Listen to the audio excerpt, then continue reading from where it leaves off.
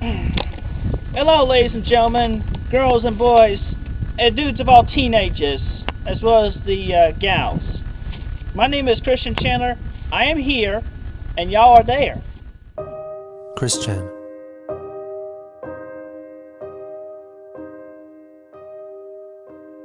Arguably the most documented person in history. His antics have been witnessed by millions, with many always keeping a close eye on him,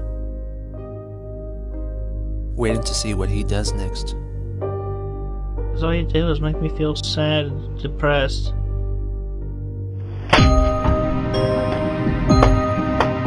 He should love his mother. She misses him.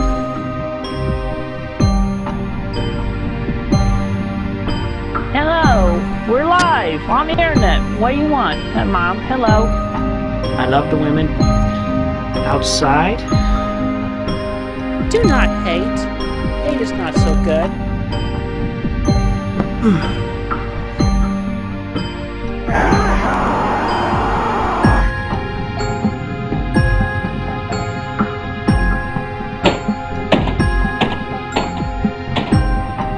I want everything about my house off the internet! Don't call anybody. What? I'm asked to shake. What are you gonna do about it? Yeah, whatever.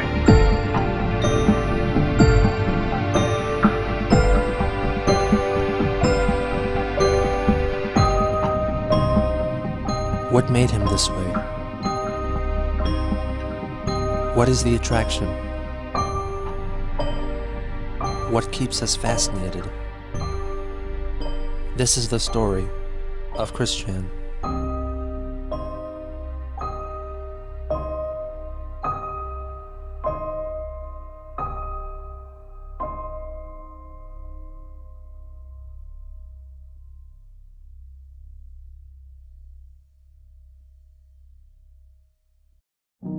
Christopher Weston Chandler was born on February 24th, 1982 in Charlottesville, Virginia, to parents Bob, age 54, and Barbara, 40. Bob had worked in the engineering field for Western Electric and later General Electric. The family held Bob's life accomplishments very proudly, as he had at least 7 patents to his name, including mechanisms used in the production of Kleenex and molding of plastic water containers. Bob was very world-conscious and was an avid collector of stamps since a very young age. Later in life, he developed a love for music, especially foreign music. He eventually amassed a collection of over 10,000 vinyl records. He had a son and daughter from a previous marriage, their relationships with whom were strained, to say the least.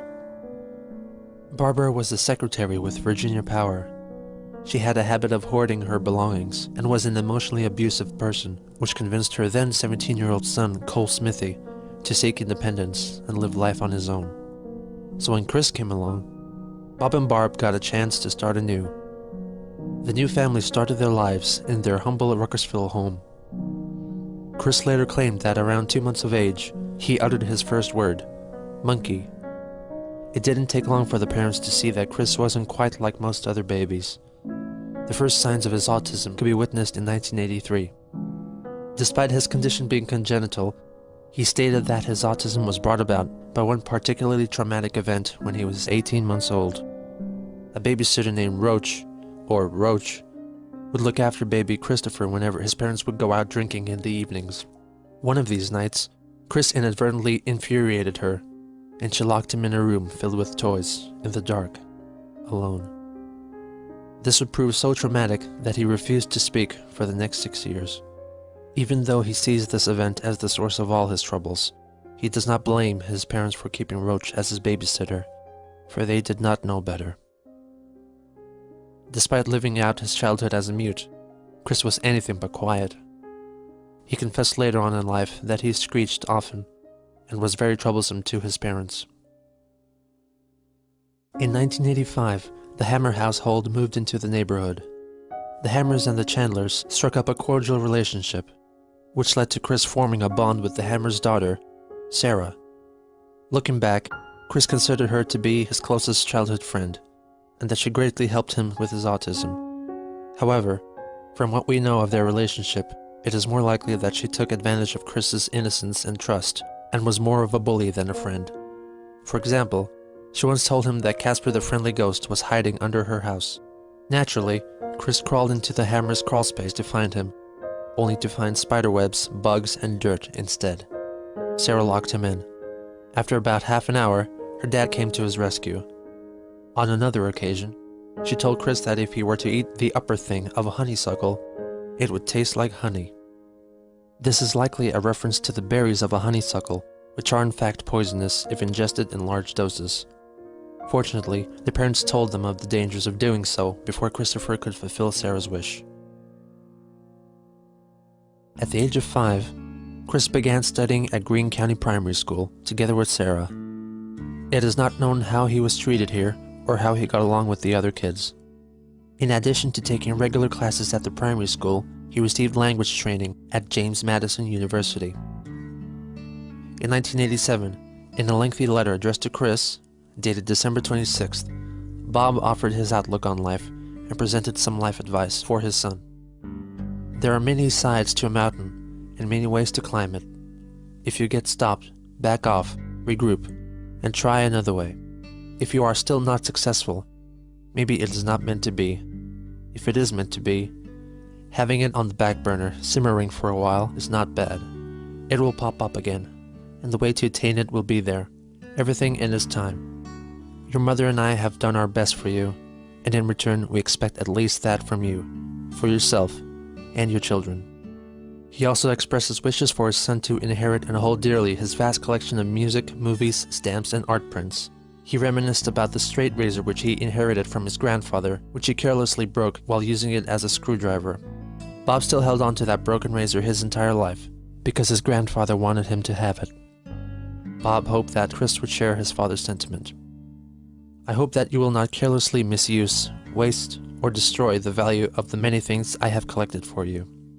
First, learn all about them, how to use them and enjoy them, their value, and how you can thoughtlessly waste their value, then enjoy them as I have. For example, my very good stamp collection, or all the recorded popular music on cassette tape, VCR tapes, and records.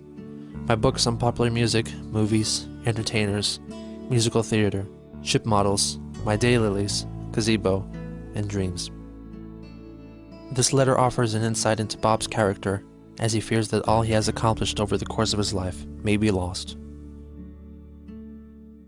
In 1989, during a weekly trip to the toy store with his mother, Chris picked up a GoBot up on display, and slowly started to read out the text on the package, ending his 6 years of silence. Later that same year, Bob and Chris converted the shed in their backyard into a workshop, christening it the Dreaming Studio. Bob had hoped that he and his son would build things together there. He even commemorated the space with a plaque, Dreaming Studio of Mr. C and Little C, where dreams do come true, 1989.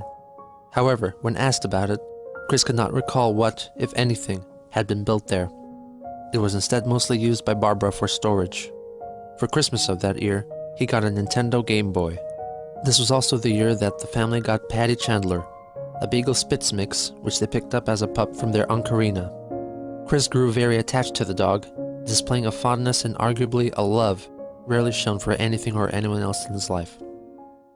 In 1990, Bob co-hosted a jazz marathon on WTJU radio. During the program, he displayed his keen knowledge on 20s and 30s jazz music. Okay, now we go on to performance number 2, which is Tight Like That. This is November the 9th, 1928, with Chicago personnel, Tampa Red's Hokum Jug Band. There's a great group of Chicago musicians featuring kazoo, guitar, and jug by Hudson Whitaker.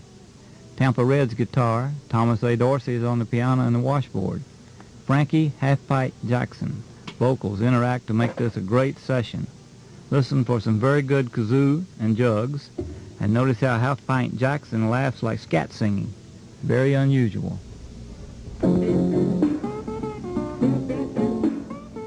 1990 also marked the last year of Chris's tenure at Greene County Primary School. It is unclear as to why he left. For his 4th grade studies, he transferred to Nathaniel Greene Elementary School. It was here where he allegedly had very distressing experiences. He asserts that the staff at the school didn't know how to handle autistic children and treated him cruelly. Chris contends that 5 members of staff abused him by pinning him down to the ground, holding his wrists and ankles, and audiotaping his cries. Furthermore, he claimed that the principal forced him to sit on his lap and said offensive things to him. But little Christopher resisted, and the advances never went further than that. The principal is also claimed to be gay, which Chris feels justifies his homophobia. I was abused by one, a homosexual principal at my elementary school, slapped me on his lap, said some offensive things to me, and I felt uncomfortable. This story has little legitimacy, as all public schools are required to have faculty experienced with special education, and it's highly unlikely that they would abuse him simply because they didn't understand autism. Furthermore, Chris never specified the reasoning behind their attacks, nor did he state whether him being restrained and being assaulted by the principal were separate or related events. Whatever events took place, it forced Chris's parents to take him away from Nathaniel Green Elementary School. To further things, they took the case to Greene County Court. After the school board threatened to take Chris out of mainstream education and instate him into a special school, the Chandlers dropped the case.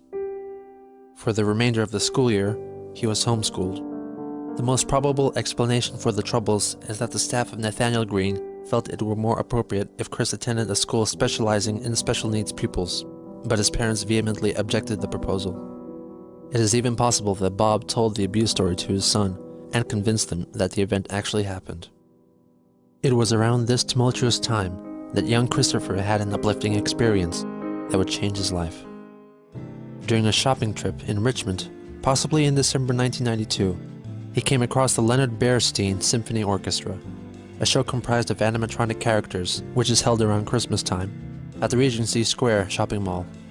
The conductor, Leonard Bernstein, is made to be fully interactive with his audience with the help of a human controller behind the scenes. On this blessed day, the turnout for the show was weak, so Chris got extra attention from the bear. When Leonard asked him his name, the person controlling the animatronic misheard it and answered back, calling him Christian. The boy took this as a profound sign and felt that he should be called Christian.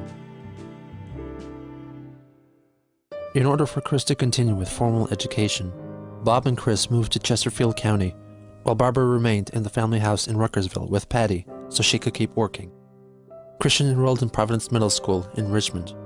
He looked back fondly over his time here, giving special credit to his teacher Virginia Sanford.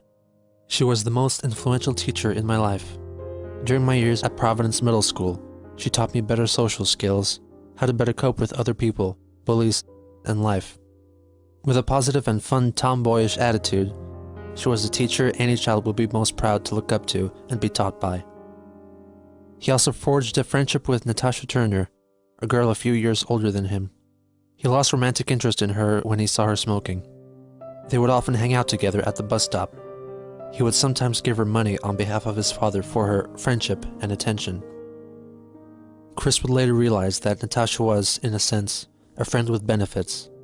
She would stay with him and be friendly in exchange for monetary reward from Bob. Bob knew that his son had little hope in forming true relationships otherwise. The Adventures of Sonic the Hedgehog, the cool new TV show, is on the air. In the fall of '93, Sega, the video game developer, held a Watch and Win sweepstakes contest in conjunction with their Adventures of Sonic the Hedgehog cartoon.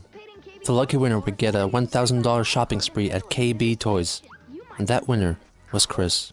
Christian is one of only about 100 winners nationally to receive $1,000 worth of Sega games and equipment.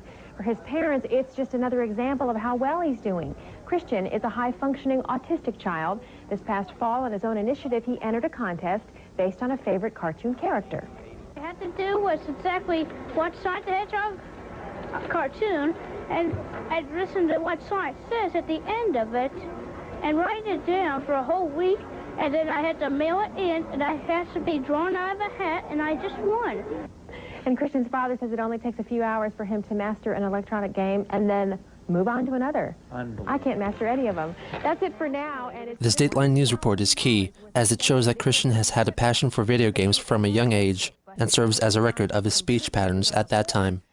This is the first of many competitions that he entered during his life, and has cemented itself as a key reinforcer to his sense of entitlement. On December 29, 1993, the Richmond Times-Dispatch published an article about Christian's magical encounter with Leonard Bernstein, entitled, "It Took a Talking Bear to Give the Name a Young Boy Loves." The boy's father recounts the events of the day. Since this was early in the Christmas season on a Thursday afternoon, the crowd was light. The conversation between Leonard and Christopher lasted about an hour. Something unusual happened during that conversation. When Leonard Bernstein, in a decidedly British accent, asked Christopher his name, the bear must have misunderstood what the boy replied. Leonard started calling our son Christian. What better name for the Christmas season? And the name stuck like glue. From that time on, for the past year, his name has been Christian Weston Chandler. Christian is very emphatic about that. Bob also offered up some insight into the family situation. Christopher is a high-functioning autistic child. While intellectually his age level is 12 or 13, socially he is around age 7 or 8. He has some behavior problems with his peers and relates better with children a few years younger than him. The Greene County school system was not equipped to teach an autistic child, Mr. Chandler said. The Chesterfield County school system has accepted him with open arms. The article also mentions that Bob had originally wanted to name his son Christian, but had chickened out. It is unclear what scared him off from naming his child Christian.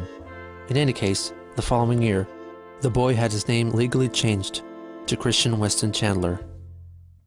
In spring of '96, Barbara retired from her secretarial position at Virginia Power and moved in with Bob and Chris, reuniting the boy with Patty the dog. In late spring, Chris graduated from Providence Middle School. As a parting gift, Mrs. Sanford wrote a personal, touching, and prophetic letter to Chris. Well, it's been 3 years now at Providence and it's all over.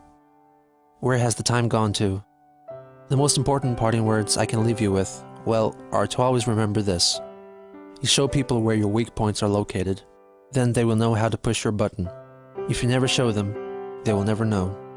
I hope you will have an enjoyable summer and come back to visit.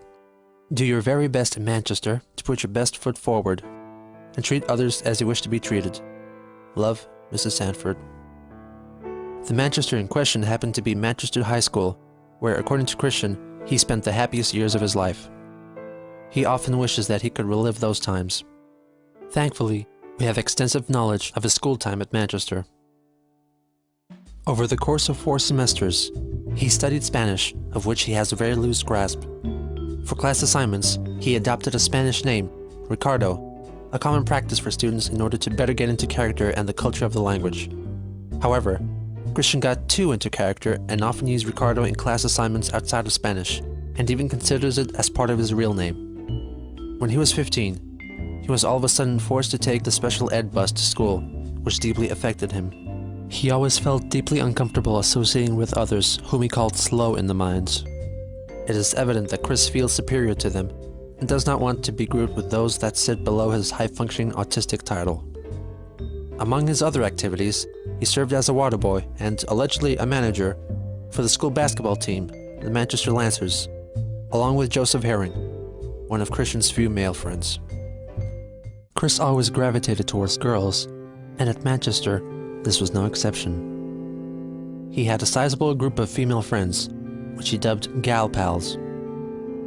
Among the first that he met was Molly Quarles, a cheerleader at the time, whom he met as a freshman. He fondly remembered them being paired up during a matchup event for Valentine's Day. Laura Beth Dorazio was another cheerleader Chris met and fell for. After he confessed that he had a crush on her, she told him that she would like them to remain just as friends. Tiffany Gowan was a real good girl to Chris, and he has described her as being a bit of a tomboy and a peppermint patty type to his Charlie Brown. Kelly Andes was his biggest crush, and says they were high school sweethearts, even though they were never in an actual relationship together.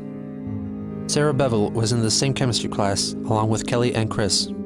Sarah had a boyfriend at the time, and Chris watched them interact, hoping to experience that kind of relationship one day. It was fun just to watch them flirt with each other. I could have learned from that, but my autism and normal social phobias held me back then. Miranda Mitchell was a big brain in his circle of friends, and shared computer graphics class with Christian. His group of gal pals were quite possibly not genuinely interested in a friendship with Chris, but likely stayed with him out of pity or as protection. A later comment made by Chris suggests that the group made an arrangement with Bob and the principal of the high school. Concerning schoolwork, there is a wealth of information that has been attained in the past few years, which helps to refute his previous claims that he held an honor roll streak all throughout high school. For one of his assignments, he had to conduct an interview with his parents, offering some more information about their life experiences. For the question, "Why did you choose to have children?" they answered, "It's nice to have kids." For "What adjustments did you have to make after your first child arrived?" they answered, "Laughter from 4 kids and 3 situations," referring to their troubled past marriages and estranged children. Interestingly, when asked about what has been the hardest part about parenting, the answer was, dealing with the school system. In another assignment concerning families, Chris inserted mathematical equations into his definitions, making them hard to read and understand. For example, he defined a nuclear family as a mother, father, and X is more than or equal to 1 child sharing the same household. He also described adoption as a right to raise a child who is biologically their own. Christian took part in a parenting exercise in which he wore an empathy belly to simulate the feeling of being a pregnant woman. He wrote a report describing his experiences. Having a belly like a pregnant woman was really an awkward experience. When I tried to get my pencil bag out of my backpack, the belly held me back by putting pressure on my left leg. Luckily, my arms were long, but if they were any shorter, I would have had a real problem to reach the pencil bag. While I was sitting in my chair, the belly made it uncomfortable for me to cross my legs, and while my legs were separated, it put pressure on my private part, which gave me a strange, weird feeling. He wrote an essay about Japan's involvement in World War II. It should be noted that he addressed himself as Ricardo W. Chandler, with Christian placed in parentheses, and wrote English in Spanish. The teacher justly corrected this. According to Chris, the war was a very tragic event with guns, insults, and yuck. He continues, "The Japanese and Americans had been glowering at each other like boxers from opposite corners of a 5,000-mile ring, waiting for the bout to begin. So, the US and Japan really wanted to get it on." He quoted that President Woodrow Wilson tried to get Japan to withdraw from Shandong. Christian's essay is a mishmash of events from both world wars.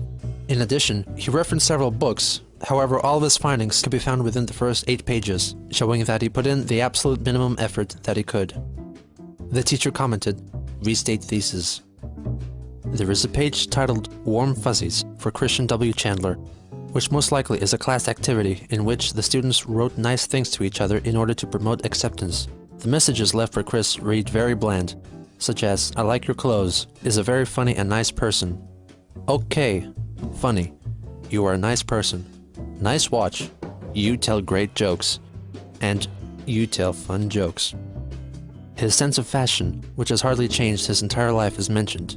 So is his sense of humor, which is probably a comment about his patented random access humor.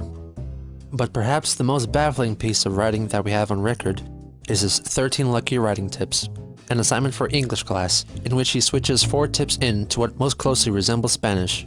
In any case, it is little more than unintelligible garble. Use standard written English. Do not use contractions in formal writing. You must have a thesis statement in each essay. The thesis statement es el finale estanse de introductori paragrafe. Tu escribes de literature, el thesis incluye el llama de author y llama de work. Los paragraphs support y relate que el thesis. Los paragraphs tienes el topic estances, hablan el unifying concepto del paragraph. Los details support y relate a el topic estance de paragraph. Necesitas los adecuate soporte details. Escribe el literature en presente tense. Necesitas tres muchacho mirar de puente. Necesitas creas muy bien tu escribes creas sense y el muy logical. Cheques tu escribir muy carefully. From the school report, we can see that he failed all but 2 of his 14 assignments, earning a D+ for the year. At age 16, Chris wrote a poem entitled Song of Christian for his class, loosely based on Walt Whitman's Song of Myself. He decided to record his creation for posterity in video form, making it the only video evidence of Chris during high school, giving us an insight into his voice and speech mannerisms. The video itself is poorly lit, but there isn't much to see anyway. I hear America singing as I sing of myself, and you experience as I experience. The problems of yourself are my problems. These are the young singing cries of happiness. The children's song is song of laughter. At age 6 weeks, I sang the song of laughter. Then at 1.5 years of age, the Lord clicked the mute button on me. My song that I sing, although I talk well, my peer relationship is low and my loneliness is off the scale. Anyway, that's my poem. Beyond just reciting the poem, he pretends to be the enthusiastic host of the Christian Chandler Show.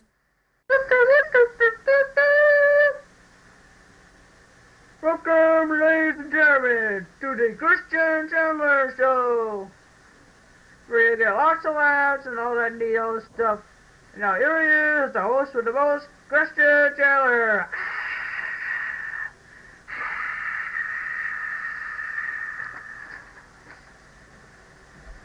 Good evening, friends, and welcome to the Christian Chandler Show.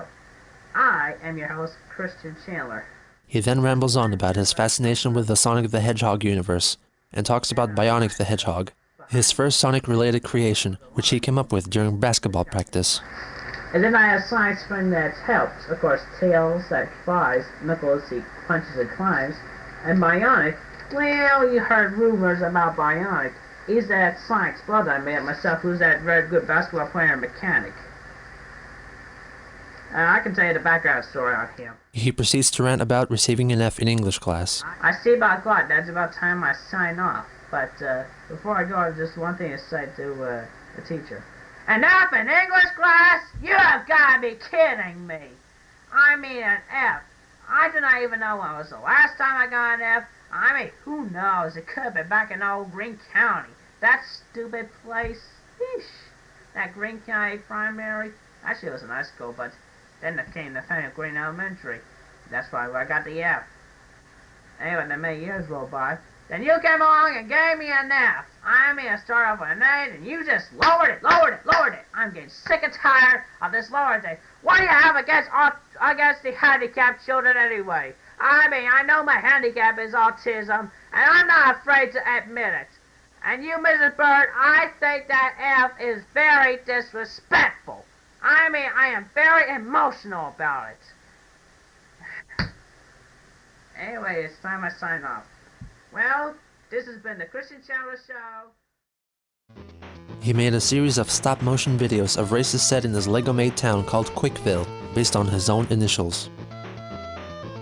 They were filmed with a Game Boy camera, which produced grainy, low-resolution grayscale photos, or, alternatively, terribly low-quality stop-motion video. The awkward frame rate makes it difficult to discern what is actually going on. But it is important to note that all the racers are named either after pop culture characters that Christian idolized, or people he knew in real life. This is the earliest account of Chris using people to play out his fantasies. The biggest trend in kids' toy history, it's multi-billion dollar. Throughout the late 1990s, the Pokemon franchise was spreading across North America, with Chris keeping a keen eye on it. He began playing the trading card game, and included illustrations of Pokemon characters in his Spanish homework. He also wrote a lengthy English essay detailing how the Pokemon came into their Pokeballs, with which his teacher was very pleased. The year 1999 marked the birth of his wall of originals. This was a designated portion of the wall which displayed Pokemon trading cards that Chris made himself. It featured original Pokemon which he created, such as a female Pikachu, called Chikachu, and Plautistic, a plant which is autistic. Chris himself also appeared several times. His fascination grew to a point that he would dress up as the character Ash Ketchum out in public. Around mid-1999, Christian launched his first website, a simple Pokemon-themed effort simply called Quick's Pokesite, cementing the moniker Quick. It was soon replaced by Quick's Pokesite 2, with a new logo designed by Miranda. He updated it with personal and Pokemon-related news here semi-regularly for the next year and a half. This year also marked Christian's first visit to the Game Place, a game and hobby store which allowed returning customers to play video games, board games, or trading card games. It quickly became his weekly haunt. The Pokemon craze was captured on film for Richmond's NBC affiliate's WWBT News. The report featured excited young kids playing the game and trying to explain the phenomenon. How do you play the game? I can't explain it, it's too long. Their bewildered parents standing witness. I'm watching and I still have no clue. And the 17-year-old Chris in action. I'll put out my Dragonair, even though it has 60 damage on it. Oh boy. And now it has 3 energy on it. Slam attack. So if you had the time to tell me... To commemorate Valentine's Day of the year 2000, Christian wrote a Valentine's Day hymn, a free verse effort in which he reveals that he holds very traditional views on courtship and the predetermined rules of etiquette for men and women. On a date, the man could not pay the bill, so his date slammed her door in his face. The man's coat over a puddle, the maiden walks, then the man trips and pays the laundry bill. Under the moonlight, the couples of the world kiss, but unfortunately for a few, they are interrupted by their parents. He uploaded it onto his website. 10 days later, Chris celebrated his 18th birthday, a date which he held in the highest regard. Among the guests in attendance were a handful of Christian's gal pals and his half-brother Cole. Nearly 3 years after the fact, he reminisced about the event. I will never forget my 18th birthday party. It was the best of the rest. The weekend before my real birthday, my mother and I prepared for the party I was going to host that day. We hung balloons and streamers, and we laid refreshments on the table. At the door was 4 of my high school amigas, and one of them brought a friend. We ate pepperoni pizza and drank Pepsi. It was great. As mother lit the candles, I was filling up with ecstasy. After I blew the candles, I was presented with a big jawbreaker from Kelly, an R.L. Stein novel from Sarah, a planer with stickers from Miranda, and a rabbit doll with jelly beans from Tiffany. We watched Good Burger and had fun. After they left, it was done. What did I wish for? I'm not telling. Even though he seemed pleased that his gal pals came to celebrate, he's never pictured together with them, preferring to sit alone. He is also photographed wearing a pair of jeans with a suspicious stain on his crotch. Some have speculated that it is dried semen, but it's undeterminable. About a month later, Chris was tasked with designing a CD jewel case for his graphic design class. On the fateful day on March 17, 2000, I wanted to feature on my favorite hit CD cover lifelong hero Sonic the Hedgehog and cute newer character Pikachu, but copyrighted characters were prohibited from the project. So, in my mind, I pondered and pondered when it hit me visually. Sonic and Pikachu combined. In a way to escape copyright, he combined Sonic the Hedgehog and Pikachu to create Sonichu, the electric hedgehog Pokemon, which Christian considers to be one of his greatest life accomplishments. The CD tracklist itself consists of Pokemon, Sonic, and Mario-related music, with intermittent appearances of old-time jazz from artists such as Frank Sinatra and Bing Crosby, undoubtedly an influence from his father. Another month later, Chris had to document a week of his life for a school project. The result was a week with Christian W. Chandler, a self-documentary, which detailed the events of his life from April 29th to May 5th, 2000. The front cover features a blurry photo of Chris and Patty, with a discolored and ghostly Sonic below. He writes in the third person, as if followed by a documentary crew. On April 29th, he visits Books A Million to participate in the Pokemon Trading Card Game League. Afterwards, he encounters a costume contest, and since he wore his regular Ash Ketchum outfit, he wins and receives a cool t-shirt as a reward. The following day, he talks about packing and moving things from their home in Richmond to their old house in Ruckersville. The next day, he goes to high school. During class, Mr. Goss discussed the difference between Shakespeare's world and the real world of today. Christian rested his eyes after Mr. Goss's discussion, and before the bell rang. Next, he had trigonometry. I'd hate to be Christian when his nerves kicked into action after waking up from a noddy snooze cruise, but I was. Next was computer graphics. It was great for him today, because he got to print his own CD cover. Next was Spanish too. He took a quiz today, but I think he feels confident in his work. And finally, after a hard, odd day, he rides home on a bus. But unfortunately, it had a few slow in the minds on it. Christian openly admits to falling asleep in class, and mocks the students riding with him on the bus. The following day, he repeats the routine of snoozing through class. He uses a tripod to help take pictures of himself, and that on even days, he eats lunch with Tiffany and Sarah. For the following day, he describes his daily activities at home, which mostly consist of playing video games and managing his website. The next day, he talks about working in computer graphics class and making a Mother of the Year award for Barbara, which he will give to her on Mother's Day.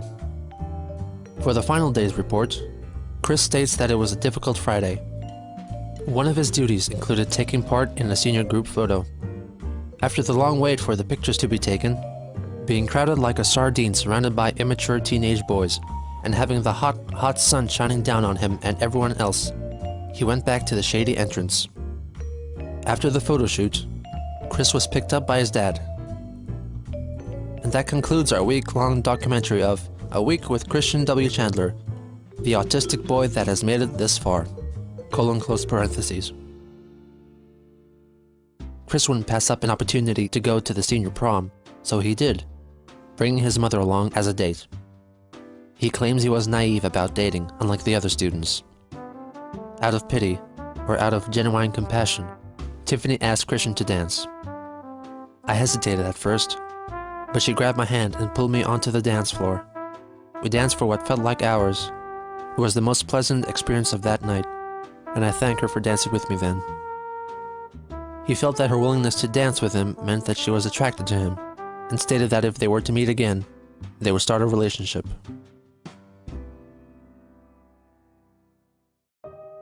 Graduation. The end of high school. The end of his interactions with his gal pals.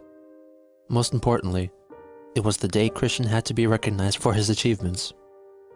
Unfortunately, this wasn't the case. I only got recognized for my grades with a star pin, yet they had more fancier awards for more important qualities. I should have been highly recognized for my artistic talents I showed in my many art classes for the award ceremonies before graduation day. I felt crestfallen greatly for not getting recognized for any of my talents. I excelled in math too, for the love of God. I was so jealous. I was a high-functioning autistic boy who came way beyond out of his social shell, only to get zilch, nada, zip, a big fat zero. I felt so devastated and out of sync. As a result of his heartbreak, he only went up on stage to receive his diploma without looking at anyone's face, nor shaking anyone's hand. After the ceremony was over, he found himself in an occupied table, sat by it, and cried. Eventually, his mother and later Tiffany came to console him. His father would look back on this event with shame and anger for years to come. Christian's time at high school is still thought of fondly by him, recalling his sweet memories of creating artistic projects for class and frequently hanging out with his gal pals, all of which were abruptly ended with that gloomy, rainy graduation. But with the end of high school came the promise of a new world in college, a chance for new friends, new experiences, and the first steps to a brighter future.